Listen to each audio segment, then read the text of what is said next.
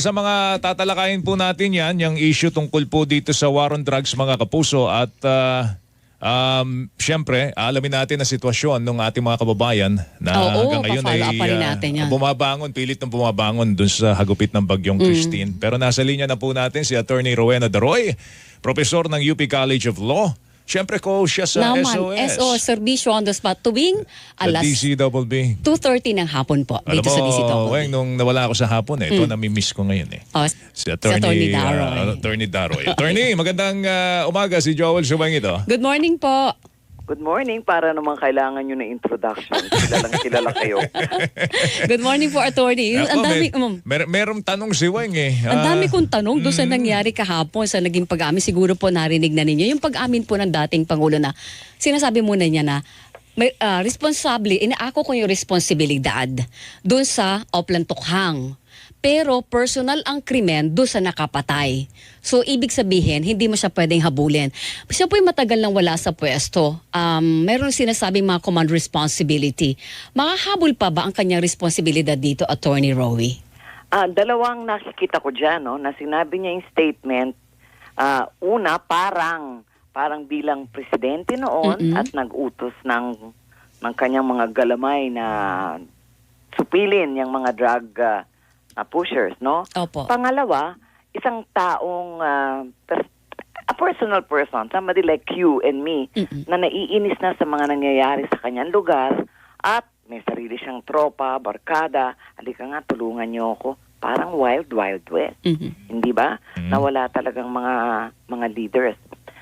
Nung siya ay mayor, balikan natin, nung siya ay mayor ng Davao, buhay na ba kayo nun? Ay, medyo. naman. Medyo. Bata pa. Okay. Nung siya ay mayor ng Davao, ewan ko kung maaalala ninyo ang reputasyon ng Davao.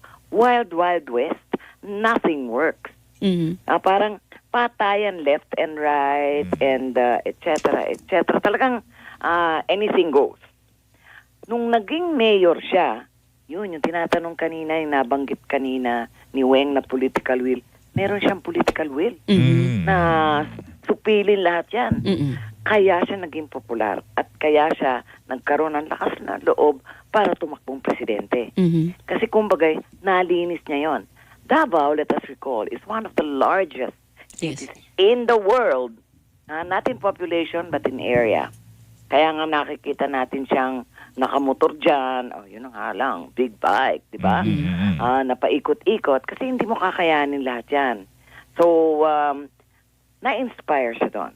So, ngayon, na naging presidente siya, pinakita niya yung ganung kalakas na tikas. At sa totoo lang, bilang abogado, ako marami na akong na-handle ng mga kaso ng patayan, nakawan, rape, etc. Na ang mga depensa ng mga akusado ay hindi nila alam yung kanilang ginagawa. That's a valid defense. At kung lalaliman mo, ba't hindi mo alam ang ginagawa mo?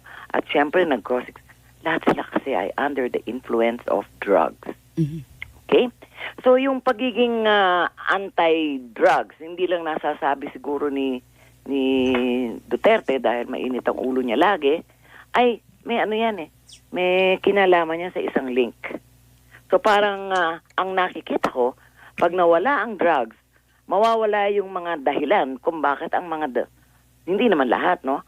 Ang maraming dahilan kung bakit gumagawa ng krimen ang marami sa mga akusado o mga kriminal. So nung binanggit niya yon, sa totoo lang, mainit ang ulo niya dahil pet project yan ni Duterte. Why do birds suddenly appear? Ay, kanta yun. Pero attorney, yung question na mapapanagot pa ba siya? Pwede ba siyang papanagutin sa mga bagay na during his time the buck stops on me dahil siya ang presidente nun, ito yung aking patakaran. Pwede pa ba? Pwede ba siyang habulin? Okay, dito siya matalino. Kasi kung sinabi niya na inutos niya yon bilang presidente, pwede natin siyang pwedeng hindi siya maging liable. Kasi tapos na siya Alright? Kung sinabi niya yon bilang ordinaryong tao, at sinabi niya, di ba, correct me if I'm wrong, na this is personal, sa sarili lang daw niya nanggaling, pwede siyang habulin.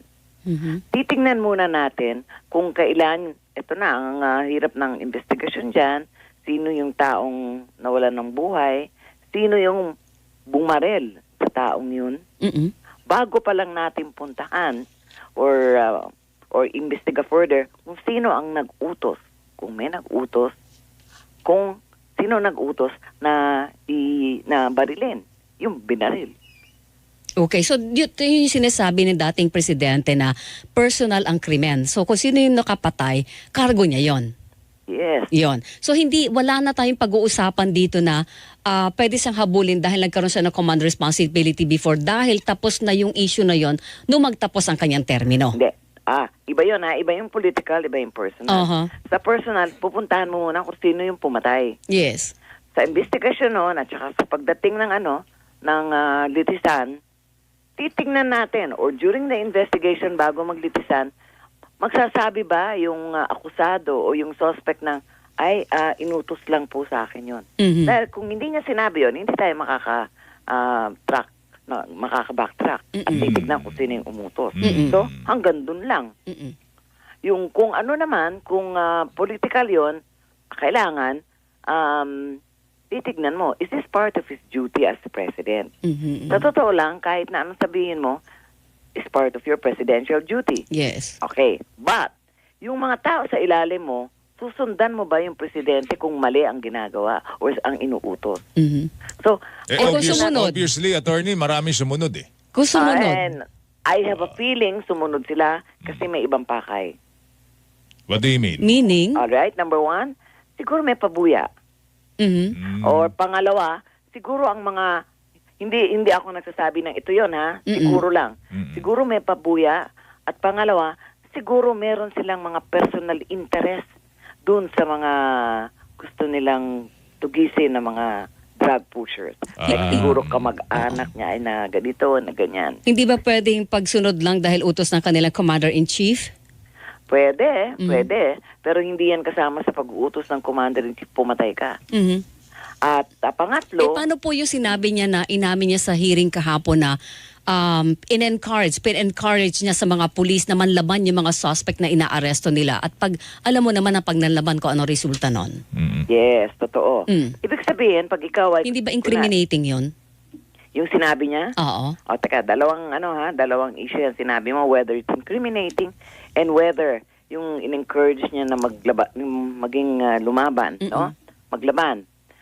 Ang pulis ay hindi pwedeng gumamit ng karahasan, whether baril or kahit na anong karahasan, kung walang karahasan involved or nag-uumpisa doon sa kabila. Kaya nga peace officers tayo ang tawag sa kanila. Ngayon, pag pinoprovoke mo ng pinoprovoke at alam mo na may baril, no? Pwedeng, alam mo naman ng mga Pinoy, magsabi ka lang ng hindi maganda, parang gusto kong magbigay ng example on air, hindi naman pwede. Maiinis ka na. Mapuputol yung yung iyong logic reasoning at bibigla ka, di ba? Baka kung ano man yung hawak mo, balisong, kutsara, tinidor o barel, ay gamitin mo laban sa pulis. At yung pulis ngayon lalaban. Yon. So parang ganun yon. Sasabihin ng pulis, wala naman akong ginawa. Di ba? Parang nag-self-defense lang siya. Which is a valid not just really self-defense. Okay. So, pero pag nag-a-arrest, kailangan force versus force. So ang punto dito ay sa dulot-dulo, sa kabila ng kanya naging pag-amin, hindi mo na siya pwedeng habulin sa bawat napatay na sa Oplan Tukhang at kahit po doon sa death squad. Unless merong lalabas. Kasi Duweng, ang lumalabas ang bilang nasa talaga yung nagpapatay sa akin. Diba parang ganon. 6,000 yan? O nagpapatay sa isang more victim. than 6,000 yan yung mga napatay ng mga Sa panahon Oplan Tukhang yun. Kung ibibintang natin kay dating Pangulong Duterte lahat yan, 6,000 counts of yun. yan, di ba? Okay lang. Kayang-kaya niya yun. Di ba? Pero dun lang muna, hanapin lang natin yung isa. Para madawit yung mga 5,000. Kailangan mo lang talaga na may isang tatayong kaso eh. Yes, tapos magiging chain reaction. Correct. Parang hindi naman pwedeng ura-urada maging class suit yan, hindi ba, Attorney Dory? Hindi class suit yan, Yes, individual cases ito eh. Yes. Saka hindi Oo. class suit ang ibig sabihin nun. Yes. Okay, itong maliban dito sa ating bansa, actually hinihikayat nga raw niya bakit nagtataka siya kung bakit hindi pa siya sinasampahan ng kaso kasi kilala naman daw siyang mamamatay tao. Oo. No? Pero maliban dito, meron pang isang institusyon na humahabol sa kanya, yung ICC, Weng. Oo. Yung bang mga nasabi ni dating Pangulong Duterte dito sa Senado, Yun. can that be used against him? Doon sa korte na nililitis Nalabas siya ng sa ICC. teritoryo oh. natin. Oo, iba ang jurisdiction ng ICC. Ang jurisdiction ng ICC is ang kinakasuhan mo ang isang tao representing the country. Mhm. Itong sa atin, kinakasuhan mo ang isang tao laban sa isang country. Hindi ganun yun. So hindi international law ang ating kakalabitin dyan. Kasi ICC is under international law. Kung hindi, municipal law. Municipal law ang tawag sa mga batas na hindi ay international law. Yun. Kundi municipal law. So yung ating sariling justice system ang ating gamitin laban dito sa nangyayaring ito. Alright. Pero buhay pa naman daw kasi investigasyon ng Commission on Human Rights, Attorney Rowie. Isa pa yan. Oo. Isa pa yan. The Commission on Human Rights, ang ngipin niyan is mag-imbestiga. Yes. Tapos anong gagawin sa investigation? Recommend. Recommend. To whom?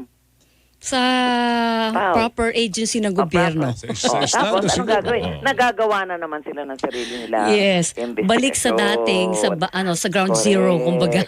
So Correct. anong saysay ng CHR? Oh yeah, matagal na namin tinatanong. Exactly. Kahit naman po sa sa mga ang hina ng power ng CHR sa totoo lang, 'di ba, Attorney Rowie?